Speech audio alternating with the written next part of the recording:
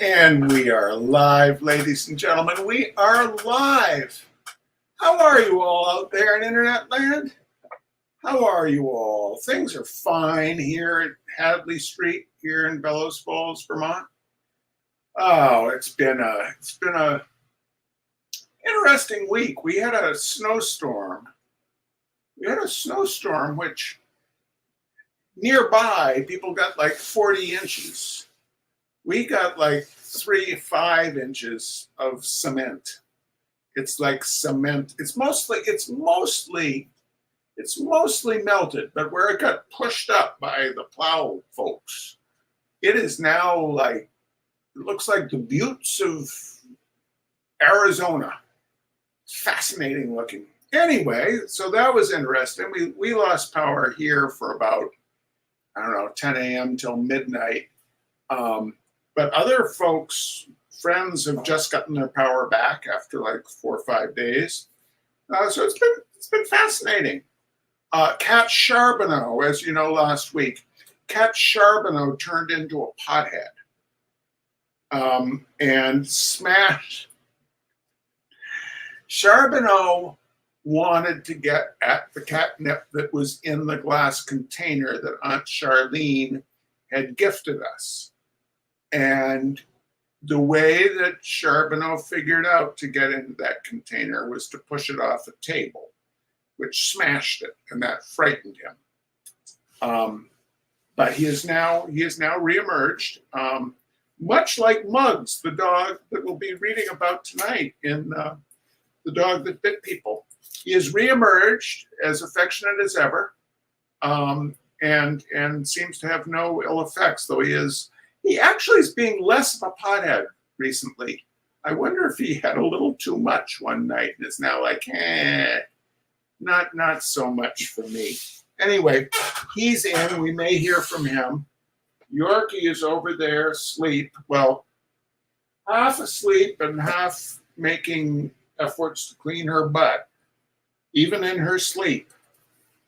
And then the other wonderful news, ladies and gentlemen, is that the great Betty Sue is coming through Bellows Falls. She'll be here off and on for like the next 3 days. She's been on tour with Chris Smither the last few days, is now tonight out in Ithaca, New York, opening for James McMurtry. And then will come here tomorrow. And then I think she goes to Boston, then comes back here, and then goes to Amherst. There's a lot of back and forth for a while here, ladies and gentlemen, but at least she'll be around. She'll be nice. Anyway, enough blathering from me. Let's get into the meat of things, which is first, today's liberal snowplowing do-gooder beneficiary was my very own Rockingham Entertainment Development. We are hard at work with some wonderful things for the Bellows Falls Opera House, including applying for grants for the Bellows Falls Film Festival, applying for grants. I'm not doing the applying for grants. Fortunately, Susan McNeil, bless her, is doing the actual applying. But there's a little bit of money that has to change hands, ladies and gentlemen. So also a grant for employing local musicians to compose music for the slideshow of local advertising and photography that we run before each movie. All kinds of things. The next Ray Masuko concert series. Then we're going to do some additional concerts as well on off nights, including one, I hope, with the great Betty Sue this summer. Chris Matthews, who opened for Dar Williams, is going to come back in the fall. All kinds of things. So your contribution goes a long way to keeping things vibrant in our little town. I appreciate it. And I'd like to thank some people. First off, my old friend from Claremont, New Hampshire, Sharon Kegeris. The excellent singer-songwriter, Mr. Dan Tappan. Out there in Omaha, Nebraska. Peripatetic man that he is. One of the great peripatetics, Mr. John Wilhelm. I don't know. She's like just gone off on a 9-month journey around the world by steamship. I'm not quite sure what's going on, but we sure do want to thank the great Terry Hudson, our artist friend, always generous. Thank you so much. Thank you so much, Catherine Fisher. Down there in Bonneville, Massachusetts, out running the Bears with his brand new leg. With his brand new leg, ladies and gentlemen. The great Gary Pierce and his wonderful wife, Eileen Cortez.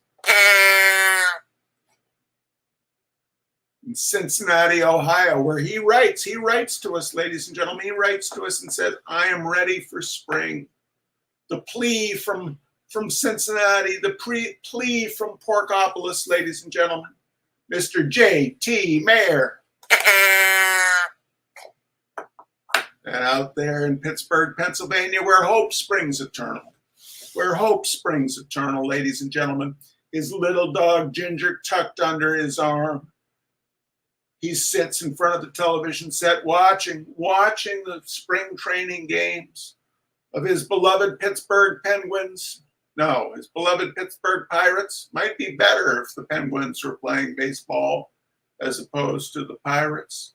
But his beloved Pittsburgh Pirates gearing up for yet another hopeless season. My very, very, very, very tall cousin, Mr. Nat Hunter, his little dog, Ginger, and his wonderful wife, Elise. Thank you all so much. Now, someone may have donated today to the liberal snowplowing do-gooders and not had their name mentioned. And if they did, I apologize. Facebook was being very weird. It gave me 2 totally different lists at various times of who had donated. So if I left your name off, I am so sorry. Send me a message and we will take care of it right away. I'm looking at the messages here. No one is saying you didn't mention me. Yes, you do love your hopeless causes, Mr. Nat Hunter. You certainly do. Hello, Gary Pierce. Hello, Carol Fulkerson. Hey, Terry Hudson from high seas. She still manages to send us a message. Anyway, ladies and gentlemen, tonight. Hi, Julie Fulton. Hi, Sherry Kerberis. Oh, it's so nice. Yes, if the world was flat, cats would push everything off. So nice to see these messages, and I am so grateful to all of you for continuing to tune into these because it gives me great joy, and we raise a little bit of money for various good causes. So it's a wonderful thing, and I sure appreciate it. The Dog That Bit People by James Thurber. Probably no one man should have had as many dogs in his life as I have had. But there was more pleasure than distress in them for me, except in the case of an Airedale named Muggs. He gave me more trouble than all the other 54 or 55 put together, although my moment of keenest embarrassment was the time that a Scotch Terrier named Jeannie, who had just had 6 puppies in the closed closet of a 4th floor apartment in New York City, had the unexpected 7th and last at the corner of 11th Street and 5th Avenue during a walk she had insisted on taking. Then, too, there was the prize-winning French poodle, a great big black poodle, none of your little untroublesome white miniatures, who got sick riding in the rumble seat of a car with me on her way to the Greenwich Dog Show. She had a red rubber bib tucked around her throat, and since a rainstorm came up when we were halfway through the Bronx, I had to hold over her a small green umbrella, really more of a parasol. The rain beat down fearfully, and suddenly the driver of the car drove into a big garage filled with mechanics. It happened so quickly that I forgot to put the umbrella down, and I will always remember with sickening distress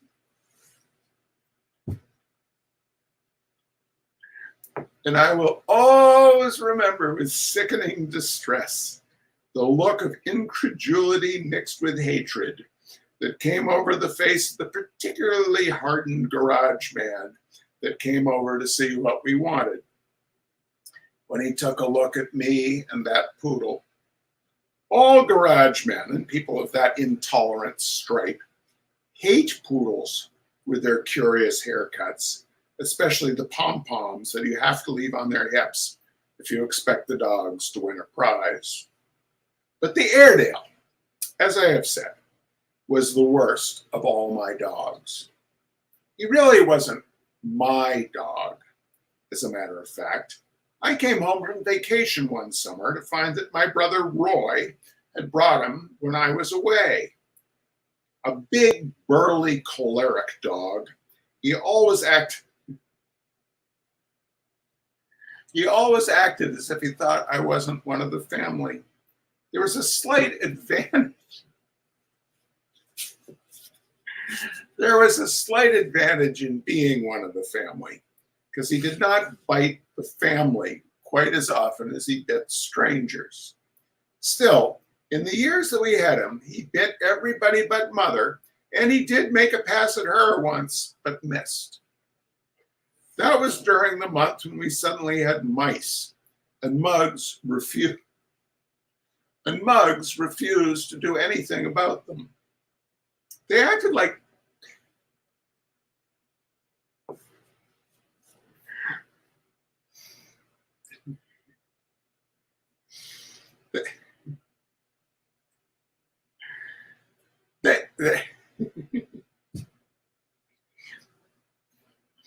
I don't know why this charms me so much.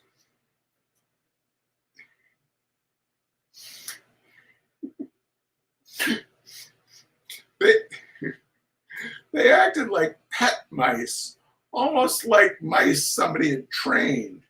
They were so friendly that one night when my mother entertained at dinner the Ferralias, a club that she and my father had belonged to for 20 years, she put down a lot of little dishes with food in them on the pantry floor so that the mice would be satisfied with that and would not come into the dining room.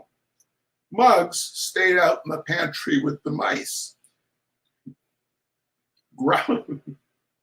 Muggs stayed out in the pantry with the mice, lying on the floor, growling to himself, not at the mice, but at all the people in the next room that he would have liked to get at. Mother slipped out into the pantry once to see how everything was going. Everything was going fine. It made her so mad to see Muggs lying there, oblivious of the mice. They came running up to her, that she slapped him, and he slashed at her, but he didn't make it. He was sorry immediately, Mother said. He was always sorry, she said, after he bit someone. But we could not understand how she figured this out. He didn't act sorry. Mother used to send a box of candy every Christmas to the people the Airedale bit. The list finally contained 40 or more names. Nobody could understand why we didn't get rid of the dog. I didn't understand it very well myself, but we didn't get rid of him. I think that one or two people tried to poison Muggs. He acted poisoned once in a while. An old Major Moberly fired at him once with his service revolver near the Seneca Hotel on East Broad Street. But Muggs lived to be almost 11 years old, and even when he could hardly get around, he bit a congressman who had called to see my father on business. My mother had never liked this congressman. She said the signs of his horoscope showed he could not be trusted. He was a Saturn with the moon in Virgo. But she sent him a box of candy that Christmas. He sent it right back, probably because he suspected it was trick candy. Mother persuaded herself that it was all for the best that the dog had bitten him, even though Father lost an important business contract because of it. I wouldn't be associated with such a man, said Mother, Muggs could read him like a book. We used to take turns feeding Muggs to be on his good side, but that did not always work. He was never in a very good humor, even after a meal. Nobody knew exactly what was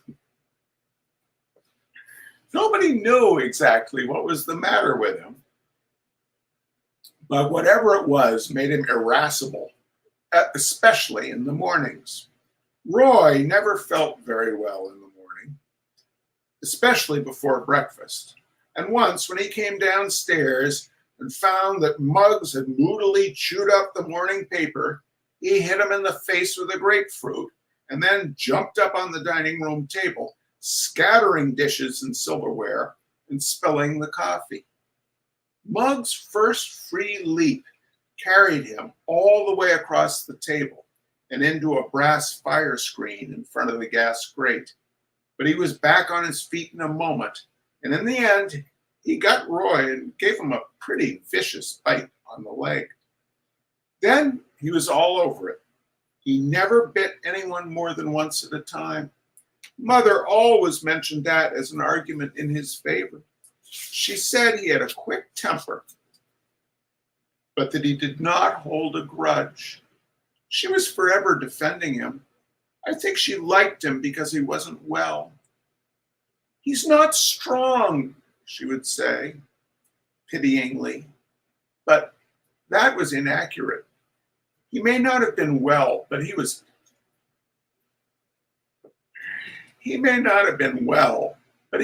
terribly strong.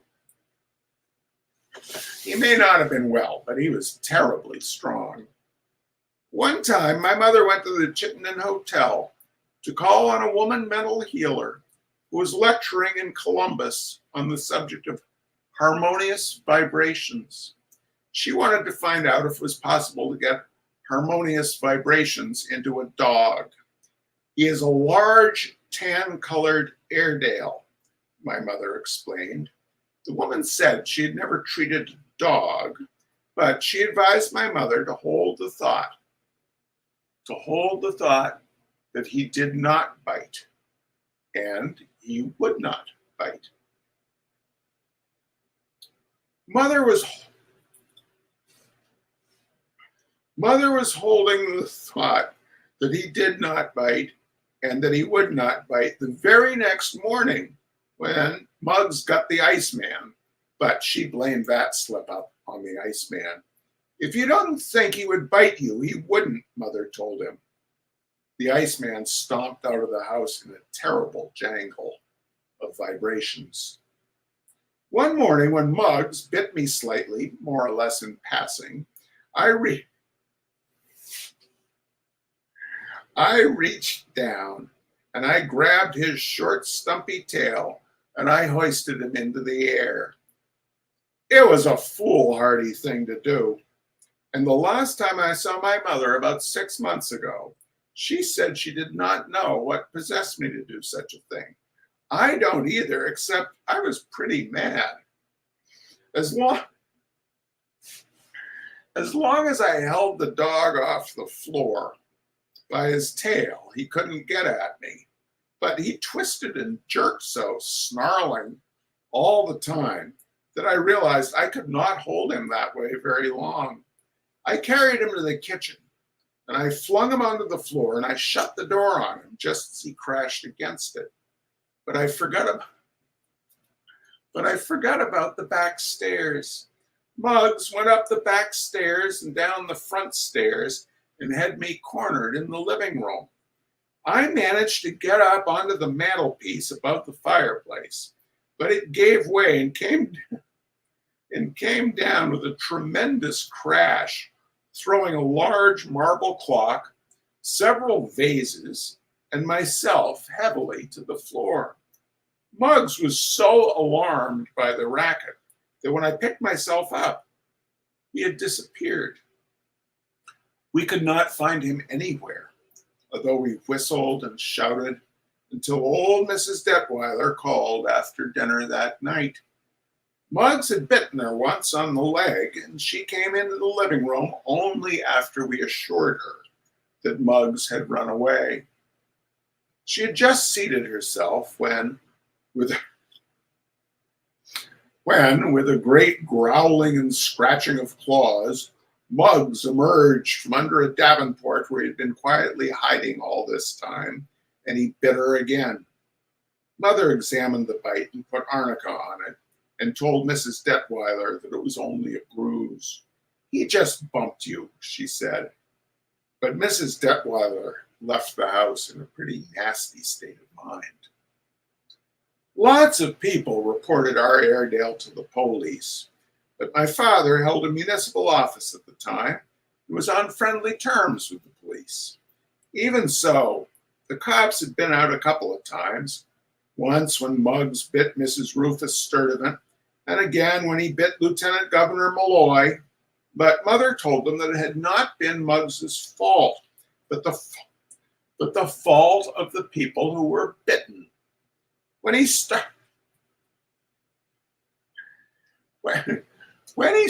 for them, they scream, she explained, and that excites him. The cops suggested that it might be a good idea to tie the dog up, but Mother said that it mortified him to be tied up, and that he would not eat when he was tied up. Muggs at his meals was an unusual sight. Because of the fact that if you reached toward the floor, he would bite you, we usually put his food plate on top of an old kitchen table with a bench alongside. Muggs would stand on the bench and eat. I remember that my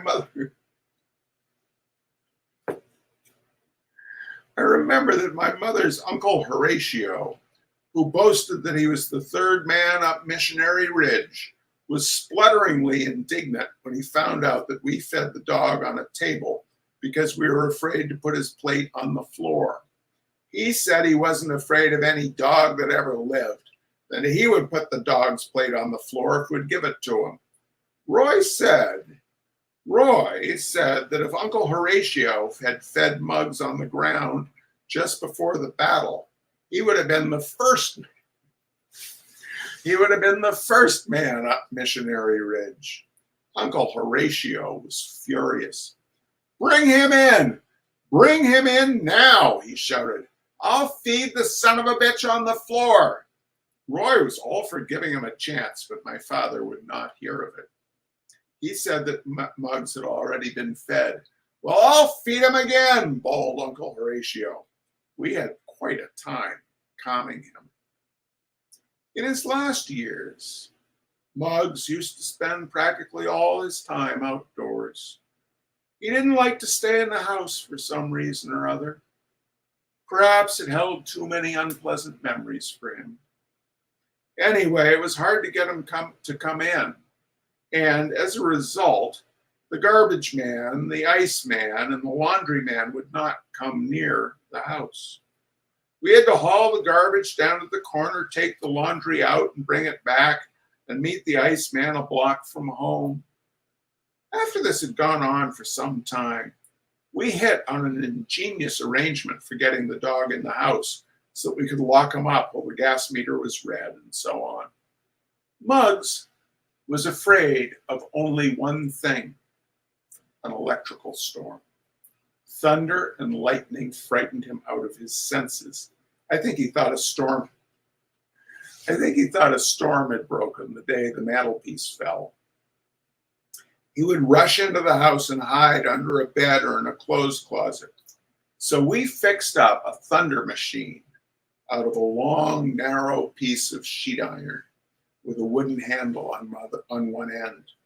Mother would shake this vigorously when she wanted to get Muggs into the house. It made an excellent imitation of thunder, but I suppose it was the most roundabout system for running a household that was ever devised. It certainly took a lot out of Mother. A few months before Muggs died, he got to seeing things. He would rise slowly from the floor, growling low, and stalk, stiff-legged and menacing, toward nothing at all. Sometimes the thing would be just a little to the right or to the left of a visitor. Once a Fuller brush salesman got hysterics.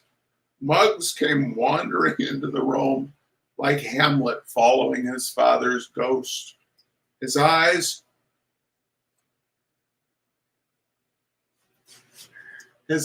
were fixed on a spot just to the left of the Fuller brush man, who stood it until Muggs was about 3 slow, creeping paces from him. Then he shouted. Muggs wavered on past him into the hallway, grumbling to himself. But the Fuller man went right on, shouting. I think Mother had to throw a pan of cold water on him before he stopped. That was the way she used to stop fights between us boys when we got it. That was the way she used to stop us boys when we got into fights. Muggs died quite suddenly one night. Mother wanted to bury him in the family lot under a marble stone with some such inscription as flights of angels sing thee to thy rest.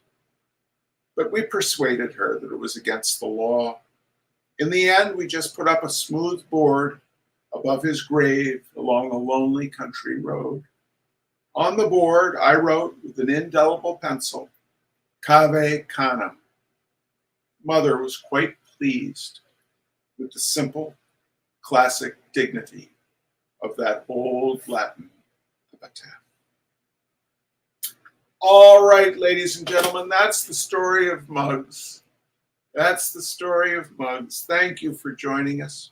We'll be back here next week for the next chapter, which is University Days, with Belensowitz. And I can't give it away. We'll see you next week, ladies and gentlemen. Thank you so much for joining us. It's a joy to do this. It's a joy to see you all virtually. All right, you take good care. See you next week. Bye-bye.